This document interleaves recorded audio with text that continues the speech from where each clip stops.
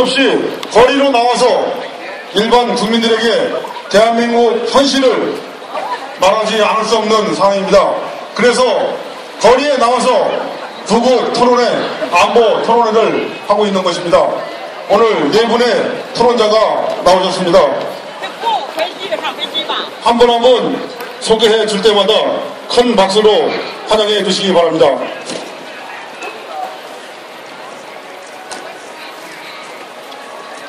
연세대학교 김정호 교수님 나오셨습니다. 멀리 부산에서 부산대 최원 교수님 나오셨습니다. 저번에 1회 때 나오셨는데 또 두 번째 나오셨습니다. 우리 원광대의 이지천 교수님 나오셨습니다.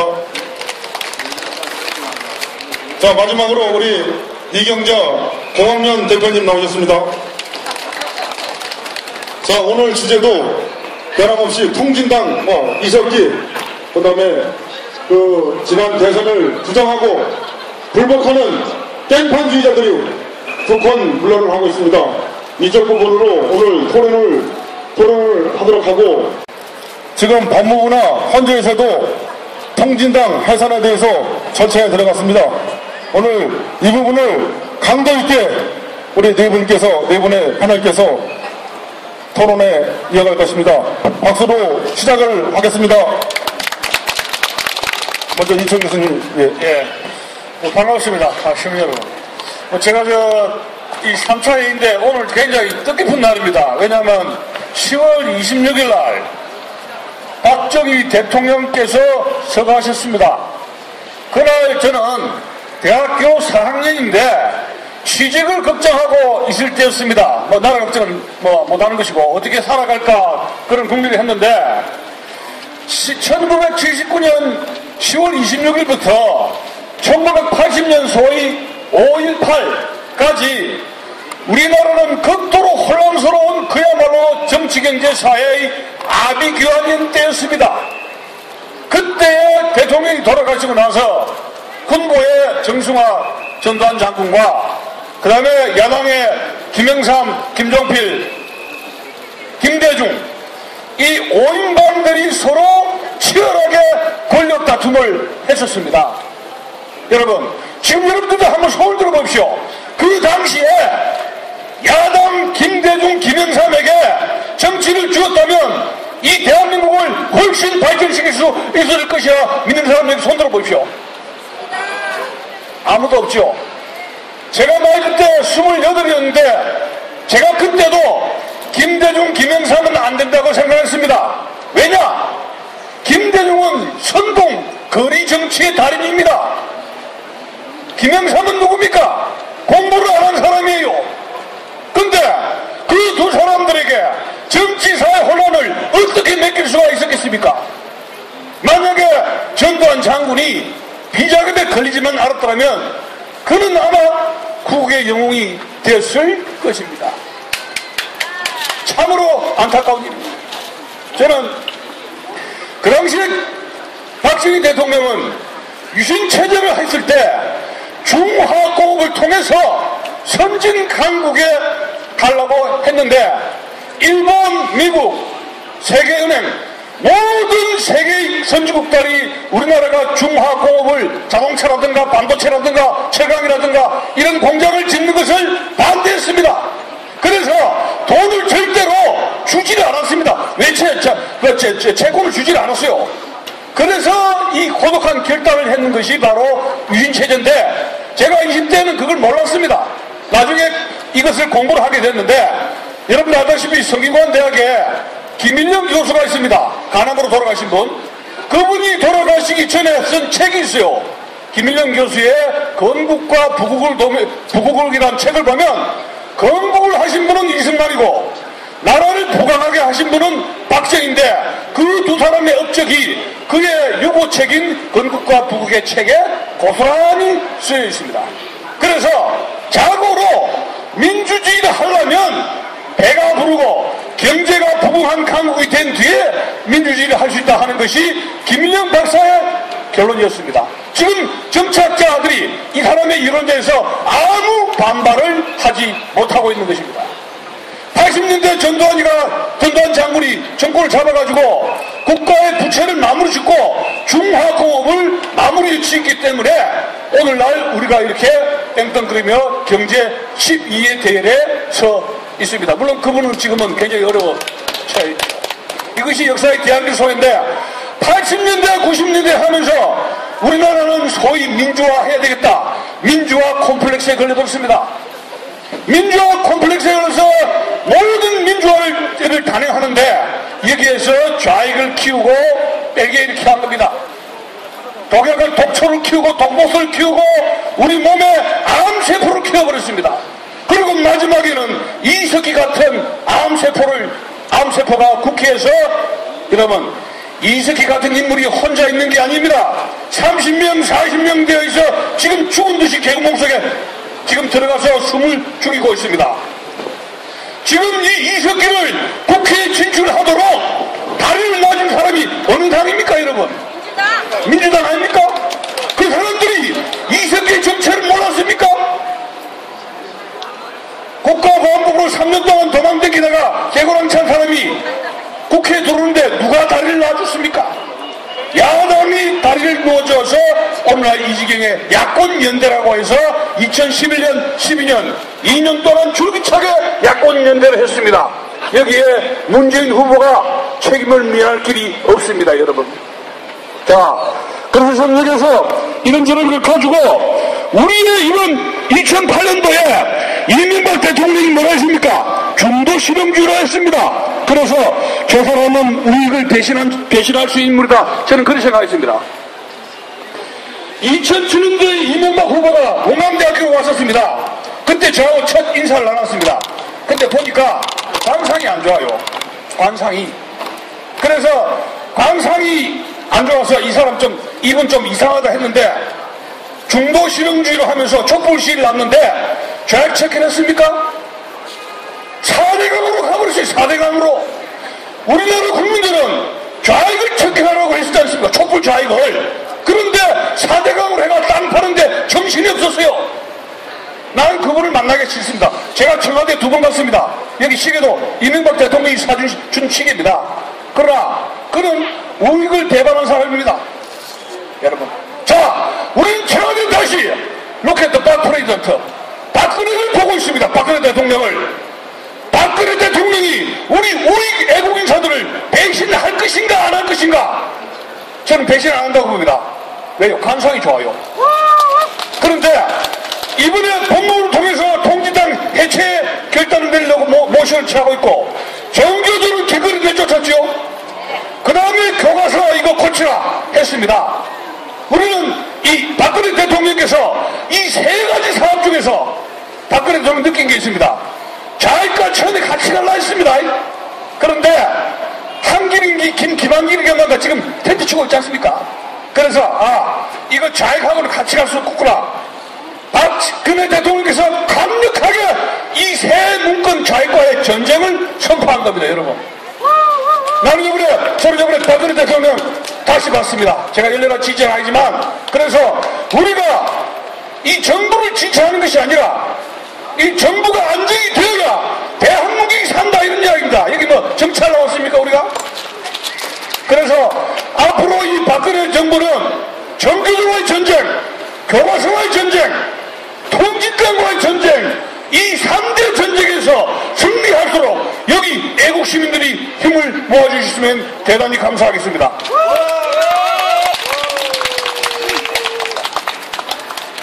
최고선 한번. 정부는 이번에는 반드시 통합진보당을 이제 해체할 것이다. 저는 이런 확신을 가지고 있습니다. 지금 상황을 보면 이게 무엇에 비교할 수 있냐? 바로 38년 전 월남 적화, 바로 그 전야의 모습이다. 이렇게 되어 있습니다. 그런데 이제 다행스러운 것은 이제 정부에서도 어떤 조치를 시작했고 국민들도 지금 상황이 이게 보통 심각한 상황이 아니구나. 이제 힘이 분출돼 나오기 시작하는 모습을 우리가 보고 있습니다. 자, 남의 일이 아니다. 이게 지금 우리 국민에게 가장 필요한 상황인식입니다. 남의 일이 아니다. 자, 그러면 적화가 어떻게 진행되어 있느냐? 가장 상징적으로 보여주는 것은 저 통합진보당의 이 공식적인 정당으로서 지금 대한민국 국회 안에 존재하고 있는데, 국회 안에다가 적화 공작 사업소를 차려놓고 국가 예산 이제까지 무려 100억 원 이상을 받아 썩으면서 우리 대한민국 파괴 활동을 계속하고 있다. 자, 그런데 이석기를 구속하는 것을 이제 국회 동의를 얻는 과정에서 보니까 이석기 저 빨갱이를 당연히 구속하는 것을 동의하지 않는, 말하자면 이런 이석기하고 같은 세력이라고 봐야 되겠죠. 이런 세력이 31명이나 되더라. 도대체 국회의가 어떻게 된 거냐? 31명의 빨갱이가, 이석기 같은 빨갱이가 지금 국회 안에 있는데 그것이 다냐? 우리 국민 중에 그게 다라고 생각하는 사람은 아마 이제는 거의 없을 것입니다. 자, 민주당 안에, 심지어는 새누리당 안에도 숨어 들어온 이런 종북분자들. 자, 그래서 지금 상황을 보면은 국회에서 법을 통과시키려면은 도대체 어느 나라의 과반수가 아닌 60%가 돼야지 법을 통과시킬 수 있다. 이런 엉터리 같은 상황이 된 나라가 이제 어디 있느냐? 이것을 이제 우리가 바로 잡아야 되고, 자, 그러려면은 국회 안에 이러한 종북분자만 있느냐? 이게 우리가 행정부 안에 지방자치단체장을 한번 보시죠. 도대체 지방자치단체장들 중에 이제는 종북빨갱이가 아닌 사람이 누구냐를 찾아보는 게 더 빠르게 됐다. 지방자치단체장을 하나하나 조사를 해보면 이거 정말 심각하죠. 이거 낙동강전선만 남아있다. 도대체 서울시장, 아주 이거는 뭐 빨갱이 중에 으뜸 빨갱이, 박원순이 뭐 다들 아실 거고, 자, 김문수, 안희정이, 또 강원도, 호남, 도대체 부산, 경북, 경남, 대구 빼놓고 종북적인 이런 색깔 띄지 않은 단체장이 누구냐? 그러면 상층부만 그렇게 돼 있냐? 하층부에는 전공로 12만. 도대체 그러면 우리 지방자치 행정을 보면은 위와 아래가 지금 협동해가지고 일반 공무원들을 하나하나 지금 압박하고 몰아내고 그 자리에 좌익분자들을 지금 심으려고 방문하고 있는 이런 꼴이 돼 있다. 자, 언론을 보자. 언론, 이 자리에서 왜 우리가 이 토크를 하게 됐습니까? 이거 언론에서 우리 진성 애국 우익을 제대로 치료시키지를 않아서 우리가 그래도 국민들께 나아가서 말씀을 올리고자 이런 자리를 가지게 된 겁니다. 그러면 방송도 이제는 조금씩 달라지는 모습을 보이기도 하지만 이제까지 방송의 모습을 보면은 공개 토론한다. 아주 정해진 패턴이 있죠. 저기 종북분자하고 우리 우익 쪽은 이른바 말하자면은 위장우익, 중도 내진 위장우익, 그렇게 해서 이런 좌익하고 종북좌익하고 위장우익 또는 중도하고 토론을 붙여놓으면 결과는 뻔하다.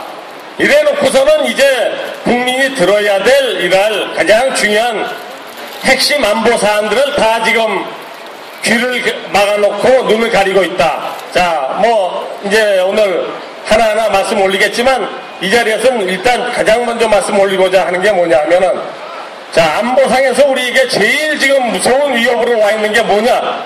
이제 텔레비에서도 최근에 얘기하기 시작했지만 남침 땅굴입니다. 장거리 남침 땅굴.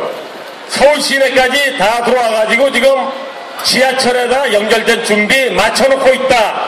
이것이 지금 실상일 것이다.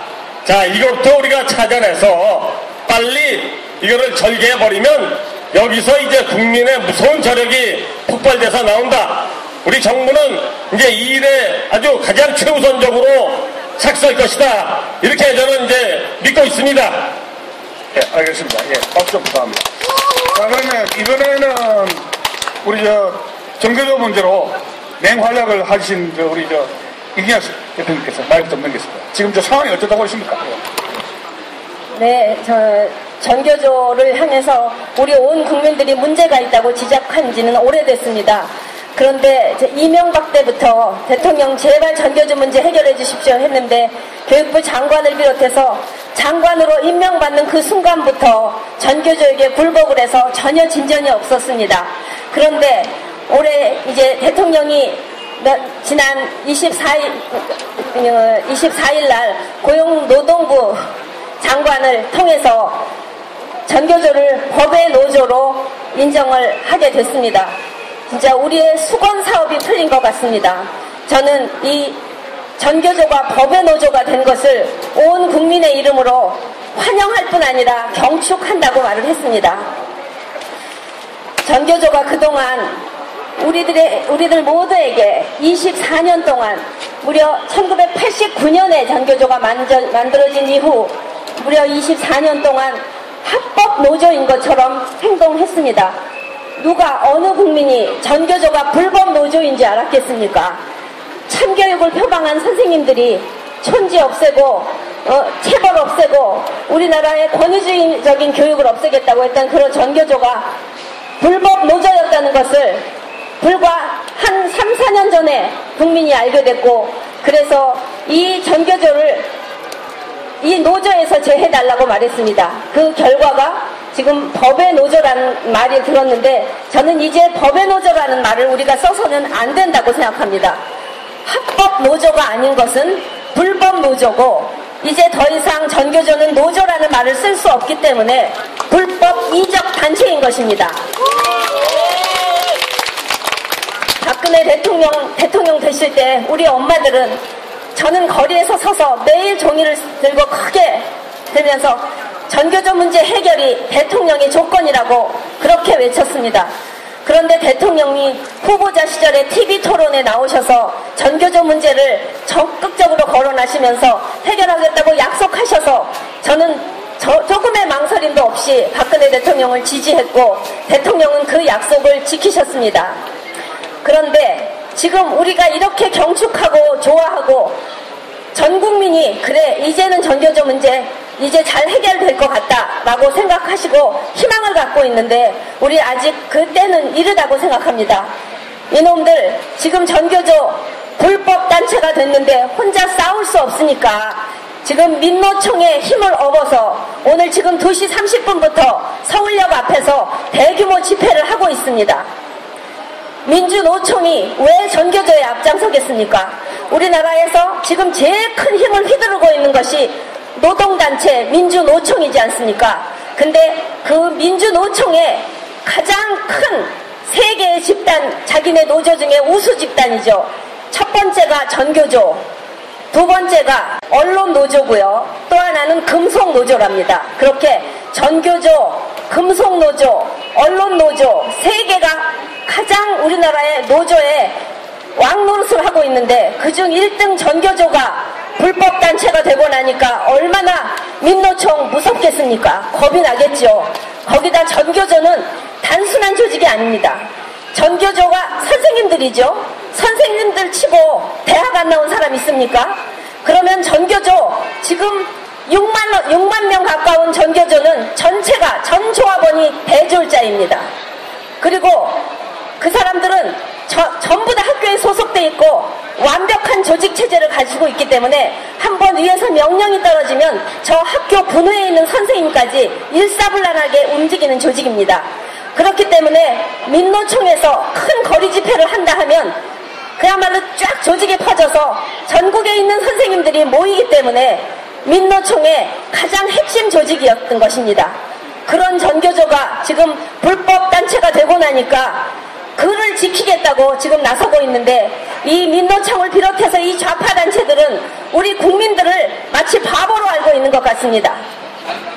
이런 법의 노조가 된 것을 앞으로 총력 투쟁하겠다고 하고 이 합법 노조로 다시 만들겠다면서 이 해직 노동자 9명을 다시 이 조직원으로 받아들일 수 있도록 법을 바꾸겠다고 하면서 민주당 의원들을 한명숙 의원을 중심으로 해서 34명이 법을 바꾸는 입법을 발의하고 있습니다. 지금 우리나라 지금 좀 전에 이 교수님이랑 다들 말씀하셨지만 통합진보당을 만드는데 가교 역할을 하고 거기에 숙주 노릇을 한 것이 민주당인데 이번에 또 전교조에 이 20년의 수건 사업을 풀고 났더니 전교조를 다시 또 합법 노조로 만들겠다고 거기서 또 뒷배를 봐주겠다는 것이 민주당입니다. 지금 우리나라에서 저는 가장 문제가 민주당이라고 생각합니다. 지난번 선거에서 문재인이 그야말로 문재인도 아닙니다. 그 사람은 죄인입니다. 문죄인입니다. 감히 죄인인 주제에 자기가 능력이 없고 뭐든지 다 종북색하고 연결되어 있다는 것을 마지막 순간에 우리 국민이 알았기 때문에 그 사람을 뽑지 않고 박근혜 대통령을 엄청난 표차로 대통령을 당선시켰는데 이제 와서 선거 부정인이 가진 소리를 다 하면서 대통령에게 이익을 줬다는 얘기를 하는데 진짜 이 민주당은 그 사람도 또 문재인을 뒷배를 봐주고 있고 지금 우리나라에서 가장 문제의 중심이 되고 있는 것이 민주당인 것을 말씀드리면서 마이크를 넘기겠습니다. 네, 감사합니다. 지금 우리가 보니까 지금 우리나라는 지금 내란의 길목으로 가 있습니다. 프랑스, 여러분 스페인 내란으로 간 거 아시지 않습니까? 좌우익 투쟁해가지고. 자, 우리가 어떤 자세를 갖냐에 따라서 대한민국의 내란을 막느냐. 이거 놔두면 내란을 하는 겁니다. 우리가 정교조든지 민노총이든지 통진당이든지 이제 발악을 할 텐데 여러분 드라큘라 영화에 드라큘라가 발악할 때 조용히 나는 죽습니다 하고 인사하고 죽는 거 봤습니까? 아닙니다. 드라큘라가 죽을 때는 끝까지 한 놈이라도 사람을 죽이면서 해코지 하면서 마지막에는 정의사자가 나와가지고 말뚝을 해가지고 꽝꽝꽝 해가지고 드라큘라가 피우려고 죽지 않습니까? 근데 국회에 만나면 이거 자익 척결 저격수가 김진태라는 분이 나타난 거 아니지 않습니까? 이거 참 하늘이 도왔습니다. 우리 여기 계신 분들은 돈이 없어 국회 못 가지 않습니까? 지금 우리나라의 2008년도 이명박 정부는 제가 왜 이명박 정부를 배신자를 하냐면은 시대 정신을 외면했다 이런 이야기입니다. 시대 정신. 시대 정신이 4대강이 아니에요.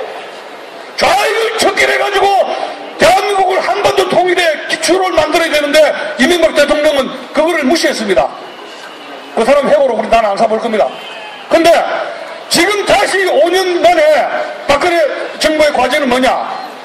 시대 정신은 좌익을 척결하라. 우리는 몰랐는데 이석기를 통해서 하늘이 좌익을 척결하지 않으면 대한민국의 미래는 없다. 이건 계시를 내린 겁니다, 여러분.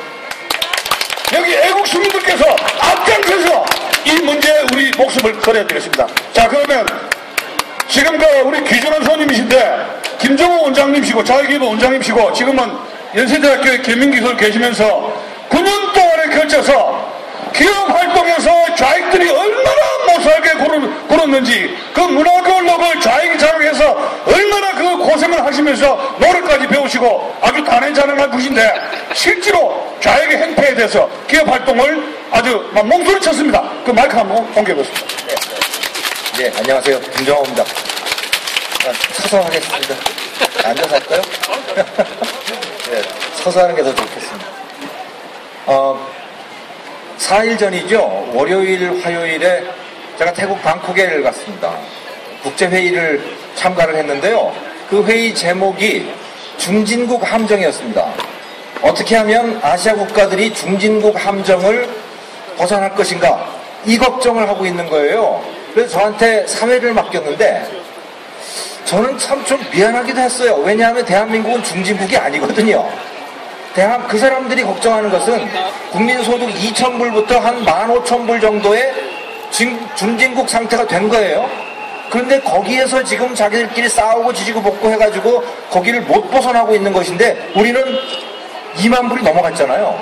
그러니까 대다수의 아시아 국가 국민들에게 대한민국은 정말 잘 사는 나라입니다. 우리 스스로는 뭐 늘 우리 스스로를 서민이라고 생각하고 우리를 가난하다고 생각하지만 다른 나라 사람들 수십억의 아시아 사람들이 보면 아프리카 사람들이 보면 대한민국 사람들은 다 부자예요. 그렇게 돼 있어요. 자, 그런데 이유가 뭘까요? 우리가 이렇게 부자가 된 이유가 뭘까요? 그 회의에 참석했던 나라 사람들 캄보디아, 라오스, 미얀마, 베트남, 중국, 뭐 인도 지금 정말 우리가 생각하면 형편없이 살고 있는 그분들인데요. 우리가 그렇게 살았잖아요. 우리가 똑같이 그렇게 살았고 어쩌면 그보다도 더 못 살았는데 지금 한 50년 만에 그분들하고는 상대도 안 될 정도로 우리가 잘 살게 됐습니다. 이유가 뭘까요? 지난번에 필리핀 국립대학 교수를 불러가지고 강의를 들은 적이 있었습니다. 근데 제가 그분한테 한번 물어봤어요. 여기 보시면 미국 대사관 건물 있잖아요. 그 미국 대사관 건물하고요, 또 장충동에 있는 그 장충당 체육관 그 건물을 한국 기업이 못 지었습니다. 실력이 없어가지고. 그거를 필리핀 기업이 지어줬거든요. 그 대단한 필리핀이었어요. 1960년대, 70년대만 하더라도. 그래서 물어봤죠. 도대체 필리핀에 무슨 일이 있었길래 한국은 이만큼 사는데 왜 거기에 멈춰서 버렸냐 하고 물어봤더니요. 그분 답이 한국에는 박정희라는 사람이 있었는데 필리핀에는 마르코스라고 하는 사람이 있었다는 거예요. 이게 무슨 차이가 있느냐 하고 물어봤습니다. 두 사람 다 굉장히 어떻게 생각해보면 독재를 한 사람들인다. 그런데 박정희라고 하는 사람은 자기 사리사욕을 챙기지 않았고 또 중요한 것은 공산당을 아주 철저하게 눌러놨다는 거예요. 그래서 국민들이 상당한 정당성을 부여했고 또 기업에서 근로자들이 일을 하는데 부안해동하지 않고 한국서는 열심히 일을 했는데 필리핀에서는 공산당 조직들이 굉장히 왕성하게 활동을 했기 때문에 기업들마다 근로자들이 제대로 일 안 하고 다 끼리끼리 모여가지고서 파업이나 하고 무슨 뭐 태업이나 하고 이렇게 했다는 거죠. 그러니까 도대체 기업이 발전할 여지도 없었고 소득이 늘어날 여지도 없었고 경제성장도 안 됐고 그랬다는 거예요. 그래서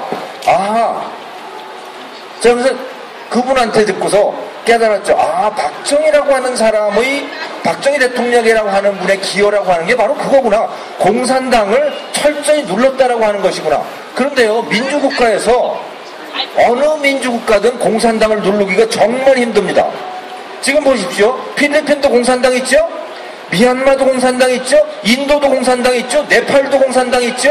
베트남은 공산당에 넘어갔죠? 중국도 공산당에 넘어갔죠? 공산당이 있는 나라들은요 전부 공산당에 넘어가게 됩니다. 그래서 공산당에 의한 통일이 이루어지게 돼요. 공산당에 의해서 통일이 이루어지게 되면요 몇 천만이 죽게 됩니다. 굶어서 죽고 학살당해서 죽고 그래서 죽어요. 그게 베트남에서 일어난 일이고 중국에서 일어난 일이고 캄보디아에서 일어난 일이고 다 일어났던 일이에요. 그리고 나서 깨닫기 시작하는 거죠. 뭘? 자본주의를 하는 게 맞는 거구나. 뒤늦게 수백만이 죽고 난 다음에 다시 깨달아가지고 지금 중국이 그러고 있잖아요. 중국이 지금 자본주의 아닙니까? 베트남이 지금 자본주의로 가고 있는 거 아니에요? 캄보디아도 지금 자본주의가 되고 다 조금씩 자본주의가 되고 있는 거예요. 수백만을 수천만을 죽이고 난 다음에 그렇게 되는 거죠. 여러분, 근데 우리는 6.25라고 하는 것을 통해서 그걸 한 겁니다. 그거는 단지 근데 다행스럽게 그래도 남한은 우리는 북한에 의해서 공산주의에 의한 통일이 이루어진 게 아니고 그래도 남한만은 그래도 시장경제라고 하는 거 그래도 자유민주주의를 지켜낸 거예요. 그리고 국민들이 그 3년 동안의 전쟁을 통해서 공산당은 안 되겠구나라고 하는 것을 우리 스스로 깨달아가지고 그래서 우리 주변에서 공산당 간첩 이런 건 스스로 신고하고 스스로 안 된다고 쫓아내고 이렇게 됐던 거죠. 가치가 바로 섰었던 겁니다. 그게 한 30년을 간 거고요. 그 30년 동안 우리는 경제성장을 이룬 거고 그 이후에 경제성장의 기초를 닦아놓았던 겁니다. 그런데 그런 가치기준이 사라지고 이제 민중주의자들이 나타나기 시작했죠. 소위 민주주의자들이 나타나기 시작하는 겁니다. 잘못된 민주주의가 등장하기 시작하는 거예요. 그래서 자유를 파괴하는 것도 자유다. 이런 궤변을 말하는 사람들이 등장을 하기 시작하고, 그래서 급기야는 어떻게 됐느냐? 지금 이석기 같은 자가 등장을 하게 된 것이지요. 급기야 우리나라에 공산당이라는 말은 없지만 실질적으로는 공산당이 자리를 잡게 된 것입니다. 그리고 그것이 급속하게 세력을 확장하기 시작했던 거죠. 그래서 국회에도 들어간 것이고요. 그래서 우리 국민들이 피 같은 세금을 냈는데 그 세금을 그들이 갖다 쓰고 있는 것이고요. 네. 이거는요, 여러분 생각해 보십시오. 그들이 하는 말은 정말 달콤합니다. 그렇기 때문에 그들이 하는 대로 하면 마치 잘 살 수 있는 것처럼 그렇게 현혹당하기가 정말 쉬워요. 그래서 베트남이 왜 망한 줄 아십니까?